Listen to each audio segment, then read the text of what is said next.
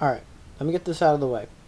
Yes, there is an anime in my top 10 shows of all time list. In fact, there's another one. Well, kind of. You'll understand what that means if I ever actually get all the way down this list. If you want to judge me for that, or you have a complaint, just write your name in my notebook and I'll get to it when I can. I love Death Note, and it deserves to be loved for its fantastic characters and story. Also, the art is fucking gorgeous. So, Death Note centers around Light Yagami, a teenager with genius intellect, charisma, and a strong need to enforce justice. He stumbles upon a magical notebook that can kill anybody whose name he writes in it. He decides to use it to kill criminals in an attempt to create a new world. Right out of the gate, I love the setup for this show.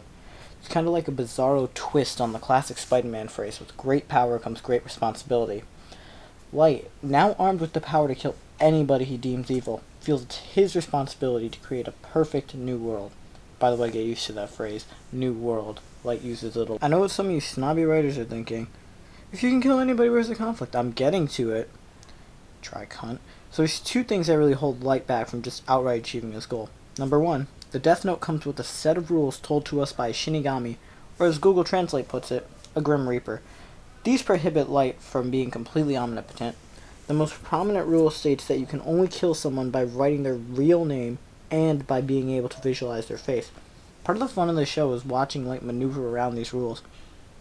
Two, so I don't know if too many people know about this, but if a ton of people start dying and the authorities suspect foul play, they'll usually investigate.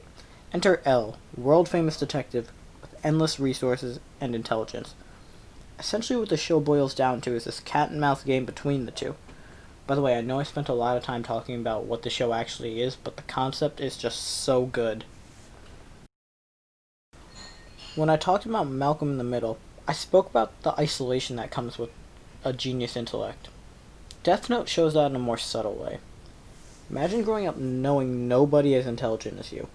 You're always the king of the playground because you could outwit, even charm the other children. Probably grow up thinking you're untouchable. It probably sounds like a great deal. But now I want you to imagine how alone you would feel. You're not able to truly connect with your peers because they're still picking their noses, and you're watching Rick and Morty. To all the Rick and Morty fans, I saw a few episodes of the show. I didn't really like it. It's kind of boring. Except for the episode with the dog. That's pretty okay. Anyway, back to being a genius. I always describe the show as what happens when powerful geniuses get bored. I mean, look at L. This man is clearly bored with life. There's never been a challenge he couldn't face, and you can tell by his demeanor. He looks like Mai from Avatar, or May, whatever her name is, the gloomy chick that Zuko dates. Light doesn't necessarily look down on anybody. I don't think he really considers them as equals either.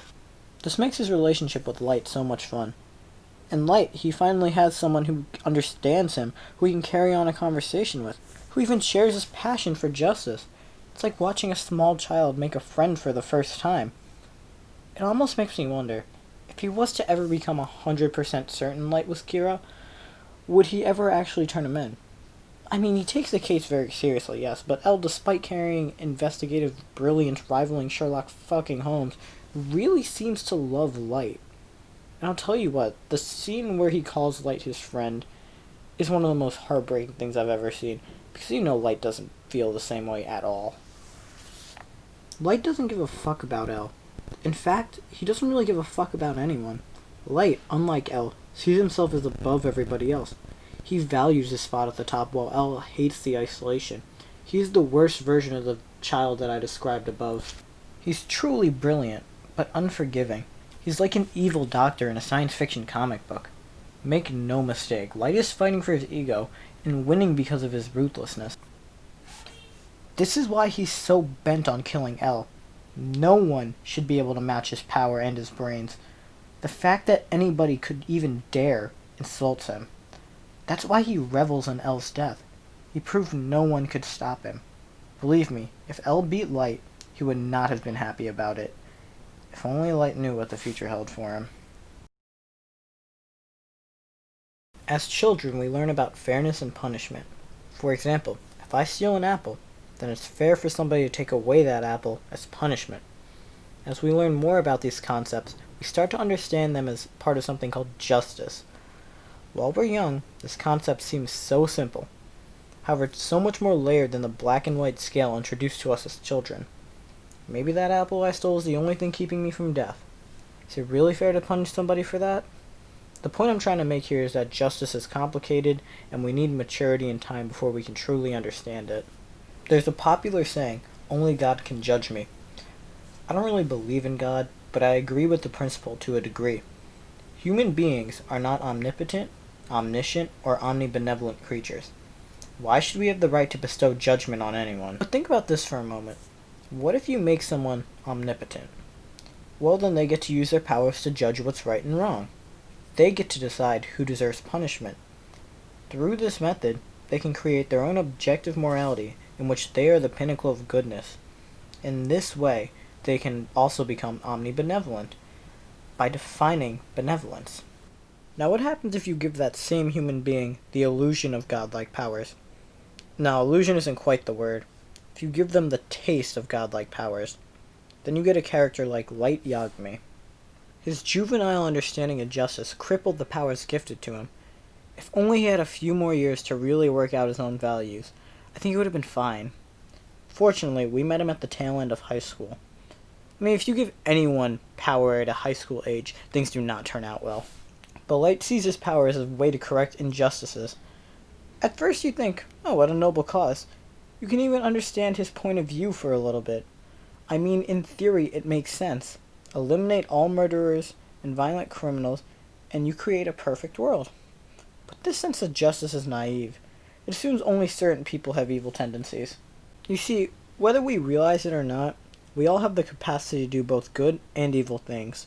The noblest man can still find himself guilty of insidious acts, and the evilest man can show immeasurable kindness. It all depends on context. This idea is perfectly embodied by Light himself. At the beginning of the story, Light wants to fulfill a noble cause, yet as the story goes on, his ego starts to warp his intentions so far until his hubris causes his own demise. I wouldn't call myself an anime fan or a weeaboo, as you say, but I've certainly seen a few. I mean, Blue Exorcist, My Hero Academia, and of course, every Dragon Ball series to ever exist, including Dragon Ball Z Abridged. Those are all good and well, with their own distinct styles. However, Death Note blows them out of the water. I mean, if I show you any frame of Death Note, you'll know right away. By the way, that frame will probably be the most beautiful thing you saw the whole day. While the art isn't as expressive as more lighthearted animes like Blue Exorcist, this actually benefits the show. I mean, imagine if Light looked like Deku's All Might face or Krillin peeking at Bulma's panties. It wouldn't work. Instead, the show utilizes a darker color scheme that also conveys the darker themes of the show. In fact, the only times when the show gets actually colorful are during Light's monologues, where him and Elle are highlighting an aggressive and angry red and serene and sorrowful blue, to show the dichotomy between the two characters. Yes, of course, later other characters join the color scheme like Nier and Aizawa, but honestly, the show best utilizes this idea with Elle and Light. The show doesn't really delve into much of the gray area of what Light does, rather choosing to focus on the black and white. Kira is wrong because he is a murderer. Rarely does it talk about the ethics of what Kira does. We're just meant to understand that what he does is wrong. Speaking of expressive things, let's talk about the beautiful designs of the Shinigamis. They're easily the most expressive things in that show. They show way more emotion than any human character. Each one looks so unique yet similar. I remember watching Death Note in front of my mom, and even she, a Guyanese woman with no prior knowledge, was able to understand that Ryuk and Tsuru were the same creature, but she couldn't put her finger on why she knew that. Shinigamis look fantastic. Personally, my favorite is Jealous. And also, while I'm here, let me talk about Jealous' story. When I first saw it, I teared up. It shows the Shinigami's humanity. While they seem like they're just terrifying monsters, they actually do have a capacity to care, even love. It also offers up a unique reason for Misa's Death Note. So if you don't know, this show is the best score of all time. Alright, maybe that's a bit of an overstatement, but honestly not by much. And you know what? I hate the fact that I am so limited in my editing skills. I can't talk about specific scores and their merits because you just won't get it unless you hear it. So instead of bullshitting this section, I will make you a deal. As soon as I learn more about editing, I'll make a video on the music in Death Note. We've all played out power fantasies in our head. We would all love to correct the wrongs we see in this world. We'd all love for things to stop being the way they are and be how they should. But who are we to say how the world should be? Light Yagami doesn't really grapple with any of that shit for a second. He thinks very highly of himself, and he knows he's the best person to take on the mantle of God of the New World. He fits in this role better than OJ's hand in a glove in his eyes. Right from the start, we see people acknowledge Light's intelligence, charisma, and leadership skills. Even Shinigamis, the closest thing we see to real gods in the show, take orders from him on a regular basis. It almost feels like destiny that he found the notebook. However, the show always carries this fatalistic sense to Light's power. We, the audience, know this won't work out well for him. We know his lust for power and control will undo him. Taking into account the heavy religious themes in the art style, we often see Light portrayed similar to Jesus in traditional Christian art. It is absolutely not a coincidence. Make no mistake, Light sees himself as God and everyone else below him. Hell, Mikami calls Light God. Those who oppose him are wrong without exception. Light, the all-powerful. Yet we see his humanity in a few moments. In those moments, we see him lose control. For example, after his first encounter with L, he goes home and freaks out. He can't stand anything going against his will. He is absolute authority. He is the god of the New World. He even gains followers willing to obey his philosophy. Entire governments quiver in fear and accept Kira as law. Still, the closer it comes to his final moments, the more he unravels. Light, the most genius, charismatic, powerful man on the planet, is still just a man. A man who can be tricked, humiliated, and killed. That's the thing that unites all of us human beings, the fact that we all must die. None of us, even the most powerful among us, cannot escape death. Eventually all our plans fall through, our allies fail us, and we must pay the price. I also love that the most imperfect characters among the cops, Matsuda, the laughingstock, shoots Light. Up until this point in the series, Light pretty much got away with everything, played every hand correctly enough to come out clean. Those cards he played, by the way, included murdering, making a woman kill herself, manipulating his girlfriend, and other horrible things. He used every person he knew as a pawn. He was even prepared to kill his own sister if it would aid his grand plan. But this time, his overconfidence lands him with bullets in his stomach, whimpering the names of fallen comrades, gasping for air. As he runs away, taking his last few breaths, we hear a monologue from a real god of death, Ryuk. When Ryuk finally writes that name in his notebook, we don't witness the death of a god, but the death of a man who never should have been given the power of a god. So, just an anime, huh? Go fuck yourselves. This show gets a lot of attention and tops a lot of lists, as it should. It beautifully dissects a character so tragically ambitious that he doomed himself. Light wasn't a bad person. He was just a poor kid given more power than he ever should have gotten. Hi, it's the guy that just wrote and edited that video. If you liked the video, subscribe. I'll probably have something else coming out in about like 2 or 3 weeks.